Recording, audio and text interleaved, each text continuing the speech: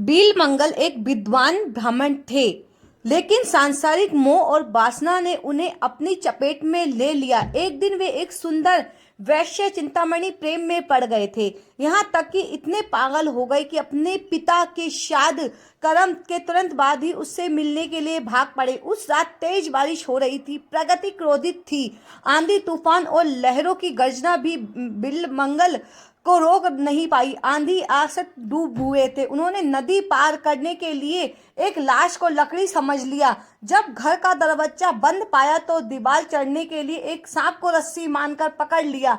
जब वे थके मांदे, भीगे हुए, वासना से भीगे हुए चलते हुए चिंतामणि के घर पहुंचे तो वह उनका हाल देखकर चकित रह गई। जब वैश्या ने उन्हें इस हाल में देखा तो हैरान रह गई। उसने कहा, बिलमंगल, तुम इस हाल में कहाँ, शरीर के पीछे कितने पागल हो। इससे अच्छा होता कि यह समर्पण श्री कृष्ण भक्ति में लगाते, वही सच्ची सुख और शांति देने वाले हैं। उनकी बातों में बिलमंगल के हृदय को झकझोर दिया। उन्होंने सब कुछ छोड़कर वृंदावन की ओर रुख किया और उनकी इच्छाओं ने फिर फेल दिया। एक ब्राह्मण की पत्नी को देखकर उनकी वासना जाग उठी। इस पाप पूर्ण विचार से शर्मिंदा होकर उन्होंने अपनी आंखों उसी महिलाओं की चूड़ी से कांटे से फोड़ ली। अंधे लेकिन दृढ़ निश्चय वाले बिलमंगल वृंदावन पहुंचे। वहां उन्होंने सांसारिक इच्छाओं का त्याग कर भगवान श्री कृष्ण की भक्ति में अपना जीवन समर्पित कर दिया। उसकी इस यात्रा ने सिद्ध किया कि जब इंसान अपनी कमजोरी को पहचान कर उन्हें